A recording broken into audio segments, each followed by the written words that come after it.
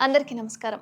జ్యోతిష శాస్త్ర పండితులు, వాస్తు శిక్షణ నిపుణులు, లలితాదేవి ఉపాసకులు బ్రహ్మశ్రీ నానాజీ పట్నాయక్ గారు ప్రస్తుతం మనతో పాటు ఉన్నారు. నమస్కారం గురూజీ. శ్రీమాత్రే నమః.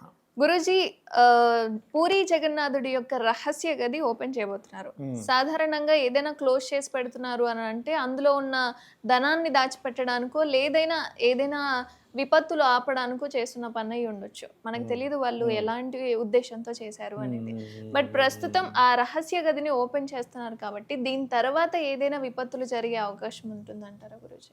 మనకి జ్యోతిష శాస్త్రంలో హ్మ్.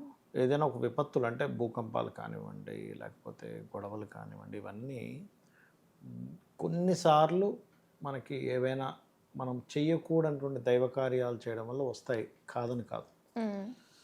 ప్లానటరీ పొజిషన్స్ ముఖ్యంగా శని, కుజులు పరస్పర వీక్షణల వల్ల కూడా వస్తూ ఉంటాయి. ఓకే. అయితే ఇప్పుడున్నటువంటి కాంబినేషన్స్‌లో ఇప్పుడు ప్లానటరీ పొజిషన్స్ ఏవైతే ఉన్నాయో, హ్మ్. ఎప్పుడైనా కానీ ఏదైనా ఒక దేవతా సంబంధించినటువంటిది ముట్టుకున్నప్పుడు నెగెటివ్స్ ఎప్పుడొస్తాయంటే, గోచారంలో జూపిటర్ అంటారు. అంటే గురువు గనక పాడై ఉన్నప్పుడు, హ్మ్.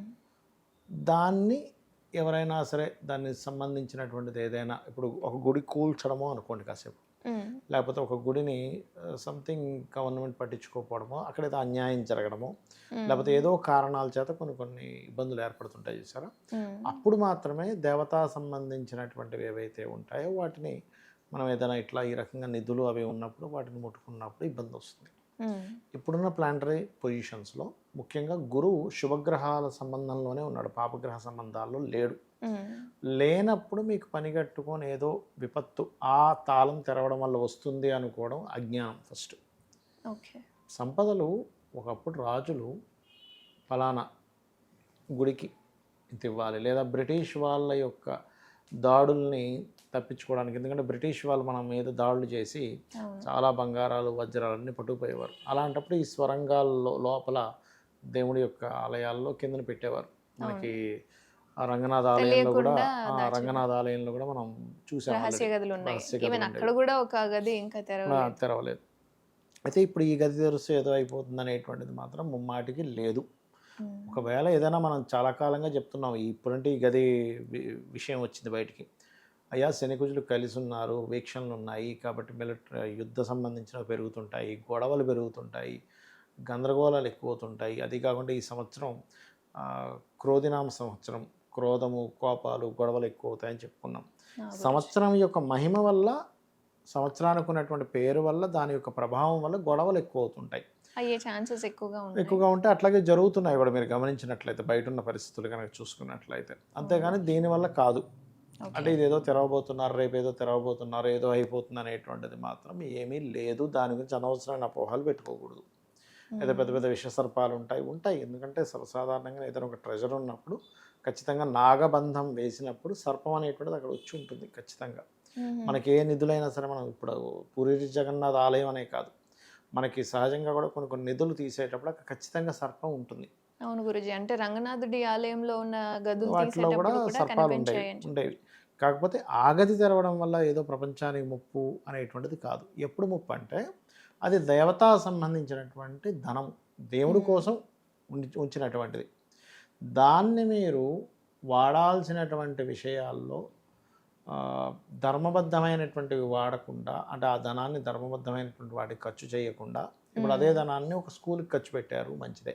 ఓకే. అదే ధనాన్ని ఇంకొంచెం దైవ సంబంధించిన కార్యక్రమాలకి గుళ్ళు కోసం ఖర్చు పెట్టారు మంచిదే. అందులో ఎటువంటి తప్పు లేదు. హ్మ్. ఆలయం ఇప్పుడు దేవాలయం ఎలాగో విద్యాలయం కూడా కొంతమంది చదువులకి పనికొస్తుంది. అవును గురూజీ. అట్లా మీరు ఖర్చు పెట్టారు. ఏం తప్పులేదు. అంతేగాని అదేదో గవర్నమెంట్ ఇంకేదో వేరే వేరే వాటికి గనక ఖర్చు పెడితే ఖచ్చితంగా విపత్తొస్తుందప్పుడు. సో, ఆ ఎందుకంటే ధనాన్ని దోచుకోవడం కానీ, లేకపోతే పర్సనల్‌గా యూజ్ చేసుకోకుండా ఎవరికైనా చేసుకోవడానికి యూజ్ గాని చేస్తే చేస్తే మంచిదంటారు. పర్సనల్‌గా ఎవరైనా కొట్టేద్దామని చూసారు. హ్మ్. వాళ్ళ వంశం మొత్తం నాశనం అయిపోతుంది. ఎవడైనా కొట్టేయాలని చూసారంటే. వంశం, వంశం ఈ వంశం కాదు అసలు. ఎన్ని తరాలు నెక్స్ట్ రాబోతున్నాయో మనం 'మురారి' మూవీ చూడండి ఒకసారి. అవును 'మురారి' గురూజీ. మూవీలో అతను ఆ విగ్రహం అమ్మేద్దాం అనుకునేసరికి తర్వాత వంశం మొత్తం ప్రతి శాపం శాపంలా ఉంటుంది. తగిలి ప్రతిసారి కూడా ఒక మంచి ఏజ్‌కి వచ్చేసరికి చనిపోతూ ఉంటారు. అవును. అలా ఏంటంటే దైవ సంబంధించిన ట్రెజర్స్ ఏవైతే ఉంటాయో, లోపల ఉన్నటువంటి ధనం ఏదైతే ఉంటుందో, అది దైవ సంబంధించిన వాటికే వాడాలి, లేదా ఒక మంచి పని నలుగురికి పనికి వచ్చేటువంటి పనికి వాడడం ద్వారా భగవంతుడు మెచ్చుకుంటాడు. అంతేగాని ఇది తీసుకెళ్ళి ఇంకా దేనికో ఏదో తప్పుడు లెక్కలు చూపించేసి ఇది తీసుకెళ్ళి ఇంకోటి ఏదో కట్టామని అందులో కొంత తినేసి ఇట్లాంటివి చేస్తే మాత్రం వంశం పాడైపోతుంది. కాబట్టి ఇది తెరవడం వల్ల మాత్రం ఏ ఇబ్బంది రాదు 100%. ఎందుకంటే మనకి రామాయణ మహాభారతాల్లో గ్రహాల యొక్క గమనాన్ని చూసి చెప్పేవారు. అవును. భీష్ముడు కానీ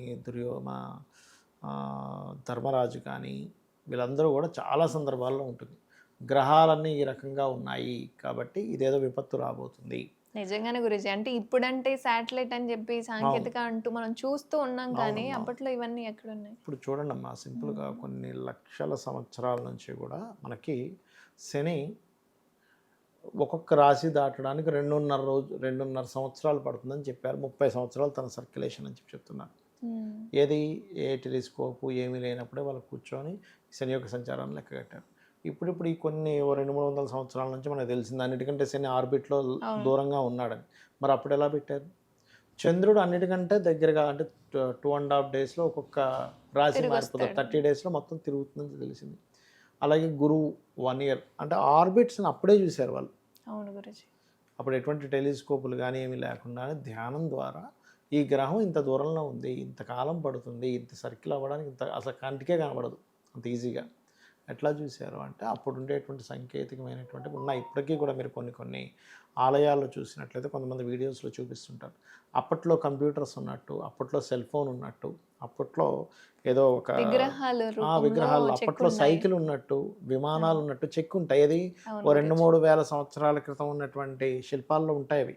అరే అప్పట్లో కంప్యూటర్ బొమ్మ ఎలా ఉంది, సైకిల్ ఎలా ఉంది అర్థం కాదు మనకి. అంటే ఏంటి, మనకి సివిలైజేషన్ చాలా గొప్ప సివిలైజేషన్ ఉండి అదంతా అంతరించిపోయి మళ్ళీ ఏదో జరిగింది మధ్యలో. మరి వాటిల్లో రాకెట్ బొమ్మలు, విమానాల బొమ్మలు ఎక్కడి నుంచి వచ్చాయి? మన రామాయణంలో పుష్పక విమానం ఎక్కడి నుంచి వచ్చింది? మరి ఇప్పుడే మన రైట్ బ్రదర్స్ కంటే ముందు మన వాళ్ళు ఒక అతను కనిపెట్టి దాని తర్వాత రైట్ బ్రదర్స్, ఇతని పేరు బయటికి రాలేదు.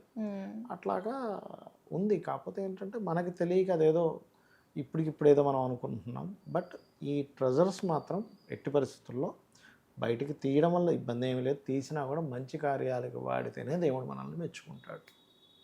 అంటిల్ అన్లెస్ మనం ఎటువంటి దురుద్దేశంతో ఉన్నా సరే ఏదో ఒక విపత్తు జరిగే అవకాశం ఉంటుంది. ఖచ్చితంగా ఉంటుంది. ధన్యవాదాలు. శ్రీమాత్రే నమః.